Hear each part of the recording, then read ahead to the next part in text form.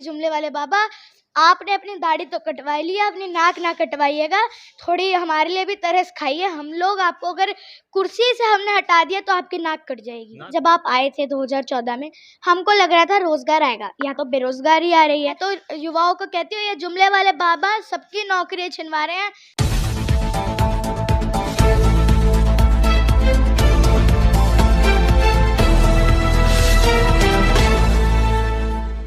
नमस्कार लो जी, हम आ गए हैं और आज हमारे साथ है 10 साल की बच्ची संदीपनी मिश्रा।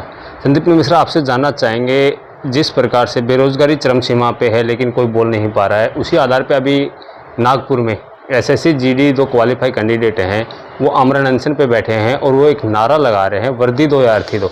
देश के युवा जब इस प्रकार के नारा लगाते हैं तो आपको क्या लगता है, क्या होगा? देखिए, जब देश के आम जनता, जो युवा हैं, जो हमारी पीढ़ियां हैं, वो ऐसे नारे लगाएंगी तो हमारे देश कहाँ ही जाएगा। मोदी जी तो टूर पे निकले हैं जर्मनी।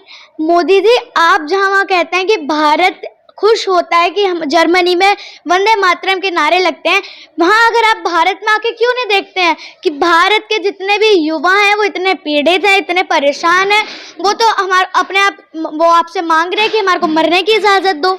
वो तो ये भी कह रहे हैं, मतलब आपने इतना रोजगार, हम चाहते थे जब आप आए थे 2014 में, हमको लग रहा था रोजगार आएगा, या तो बेरोजगारी आ रही है। हमारे को लग रहा था कि जो महंगाई है वो डायन थी, अब तो डार्लिंग बन गई है। तेल महंगा, गैस महंगा। वो तो देश हित में है ना महंगाई। तो महंगाई कैसे देश हित में है? जो गरीब है वो तो खाना ही नहीं खा पाएगा, वो तो मर ही जाएगा बेचारा। उसमें ना रोजगार है, ना महंगाई इतनी बढ़ रही, ना उसमें पैसा है, वो बेचारा कहाँ अपने बीवी बच्चों को पालेगा।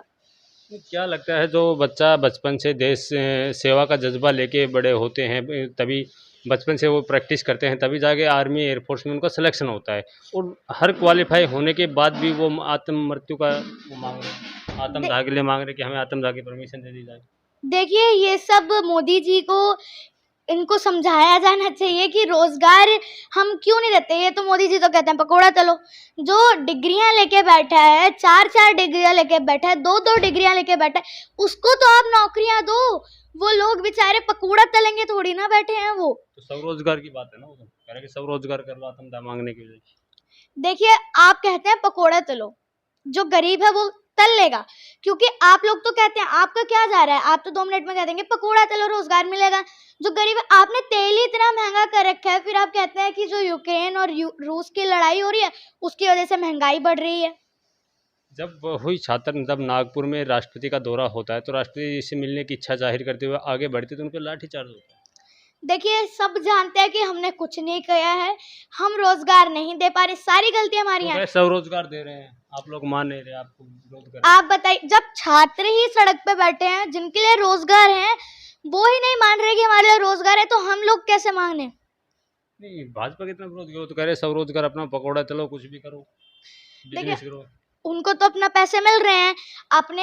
अब आपने सुना नहीं, आज जो जर्मनी गए वहाँ पे भी कहा है कि मुझे यहाँ बहुत ठंड लगी सुबह सुबह उठकर। देखिए, सुबह सुबह वो प्रधानमंत्री होके कह रहे हैं कि हमारे को जब मैं सुबह सुबह उठा मुझे बहुत ठंडी लगी। आप जर्मनी क्या यही बोलने गए थे?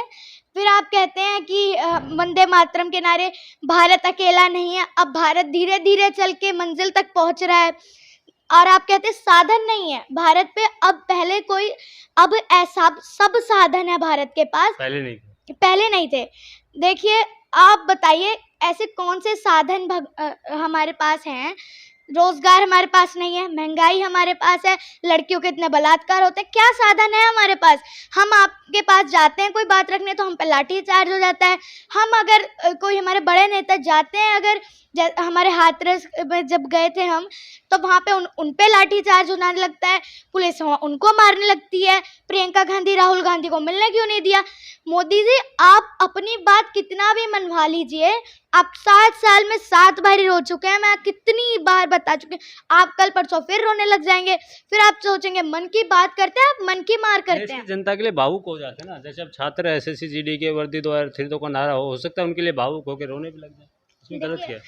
मोदी जी भावुक होते हैं, इमोशनल, वो तो इतने इमोशनल हैं कि अगर चींटी भी मर जाए देश में तो वो तब भी रोने लग जाएंगे। मानते हैं हम ऐसी बात, भावुक हैं, लेकिन अगर आप देखा जाए उनको क्या आता है, जवाहरलाल नेहरू जी की बुराई करना, जुमले देना, और क्या करते हैं वो मन की बात करते हैं। उसमें भी जो भी उनके प्रोग्राम होते हैं जहाँ जय जयकार लगाते हैं, सारे पेड होते हैं, जितने भी लोगों के स्केच देते हैं, हुनर हाट में जाते हैं, पहले से ही सबको पता होता है कि वो हुनर हाट में आने वाले हैं। देखिए ऐसा कुछ नहीं होता है कि मोदी जी का जो भी काम है वो अचानक होता है। मेट्रो में छात्रों से भी मिलते हैं हम। जी बिल्कुल मिलते हैं। तो और अच्छी बात है ना, छात्रों से मिल रहे हैं, मेट्रो में जाते हुए छात्रों से।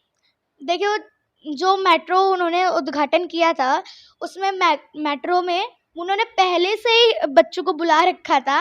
और आप सोचिए मेट्रो में कितने लोग आते हैं, जॉब भी आते हैं, फीमेल भी आती हैं, और काफ़ी लोग आते हैं। उस दिन सिर्फ स्टूडेंट्स ही क्यों बैठे थे? ऐसे थोड़ी ना होता है कि तुक्के से सारे स्टूडेंट्स ही एक साथ आ गए। ये सारा प्लान्ड होता है, सब कुछ उन्होंने बना रखा होता है अपनी आप तरफ ये से। कह रहे हैं मोदी जी रोजगार नहीं दे रहे? जी बिल्कुल नहीं दे रहे। हम तो कह रहे सब रोजगार दे रहे हैं, हम तो अपने अपनी फील्ड में कुछ भी काम कर रहे हैं। देखिए मैंने जैसे आपको बताया, उन्हें जवाहरलाल नेहरू जी ने भाखड़ा नंगल डैम बनाया, उन्होंने इतने सारे काम किए, उनको लेकिन बुराई नहीं है। अगर उन्होंने आप राम मंदिर बनवाया ना। राम मंदिर बनाने से ऐसा क्या हो गया? राम मंदिर उन्होंने जो बनाया है वो तो गुल्लक से ही चोरी कर रहे, राम के गुल्लक से चोरी कर रहे हो। आपका हो गया क्या? जो इतनी सस्ती जमीन को आपने इतना महंगा बेचा है, क्यों भाई? जेवर में एयरपोर्ट बनवा दिया, वो भी आपको नहीं दिखता है। कल परसों उसे भी बेच देंगे अंबानी कुछ अडानी। छात्र अगर आमरण अनशन पे बैठ गए, वो आपको दिखाई दे देता है, बाकी काम दिखाई देते नहीं है। देखिए हिस्सों में डंका बजा रहे हैं, देखिए कुछ चुनिंदा काम करने से छात्रों की भलाई नहीं होती। अगर एयरपोर्ट बनाया है तो क्यों आप वहां से रोजगार नहीं देते? किस लिए नहीं देते आप रोजगार? क्योंकि आपका पहले से ही प्लान होता है बनाने से पहले कि हम ऐसा करेंगे, अब इसके बाद ऐसा होगा, और हम किन किन को नौकरी देंगे, पहले से ही सेट होता है। जिस प्रकार से छात्रों ने नारा दिया है वर्दी दो या अर्थी दो, इस नारे को आप किस प्रकार देखते हैं? देखिए क्या ये सही है? जी बिल्कुल गलत है। कैसे हम इसे सही कह सकते हैं? या तो वो कह रहे हैं कि हमारे को या तो हमारी को नौकरी दो या फिर हमारे को मरने की इजाजत दो।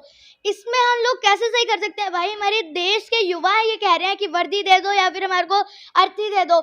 हम तो बिल्कुल कहेंगे कि उन्हें जॉब दी जाए, रोजगार दिया जाए, ताकि वो भी आगे का भविष्य हमारे भारत का अच्छा बनाए।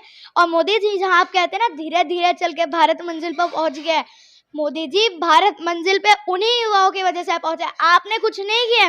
जहाँ आप कहते हैं खादी का ब्रांड इतना ऊंचा हो गया, उसमें आप जाके काम करते थे, खादी के ब्रांड में आपने जाके काम किया है? नहीं ना, उन युवाओं ने काम किया है ना। आप उनसे ही उनका रोजगार छीन रहे हैं। मैं तो हर बार ही कहती हूँ कि मोदी जी इतना बड़ा बेरोजगारी का पत्थर मेरा है। सवाल ये था, जैसे छात्र आत्मदाह के लिए परमिशन मांग रहे हैं सरकार से, तो क्या एक नौकरी पाने के लिए आत्मदाह का परमिशन मांगनी पड़ेगी? इससे अच्छा तो कोई अपना काम क्यों नहीं कर ले, बिजनेस कर ले, सब रोजगार कर ले।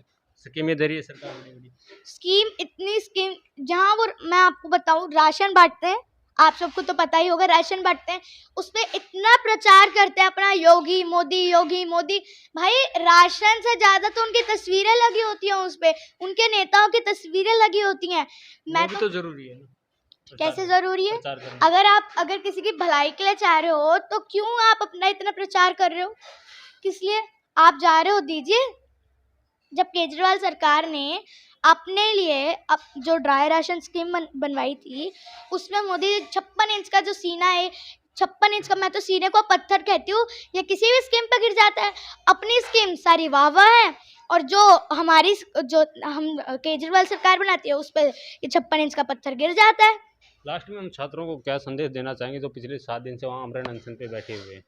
देखिए मैं उन छात्रों को यही कहूँगी कि मैं तो राष्ट्रपति जी से मिलने दिया जा रहा, मिलने जाने की कोशिश करते हैं, वहाँ काफिला जब जाता है तो उन पे लाठीचार्ज होता है, उनको भगा दिया जाता है। देखिए जहाँ आप अन्न छोड़ के बैठे हैं, मैं तो ये कहूँगी कि नौकरी बाद में, पहले अपनी ज़िंदगी ज़्यादा ज़रूरी है।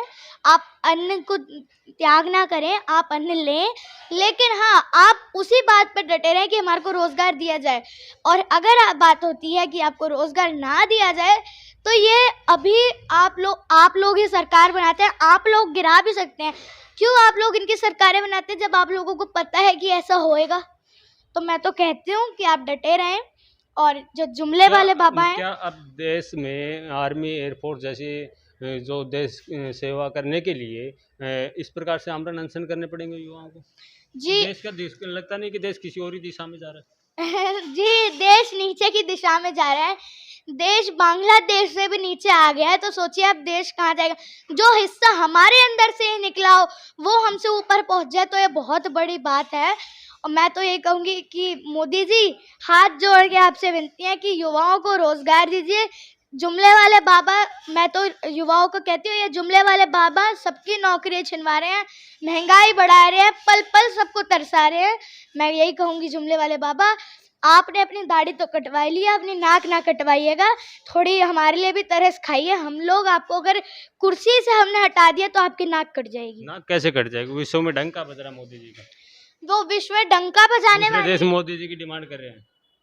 देखिए वो सारे उनके ही लोग हैं देखा जाए तो। और हमने मान लिया कि वो विश्व में डंका बजता है, उन्होंने बेइज्जती भी कराई है अमेरिका जाके। अगली बार ट्रम्प सरकार बोल के आए थे, जो बिडेन की सरकार आई है, अपनी बेइज्जती उन्होंने खुद कराई है, हम लोग क्या कह सकते हैं।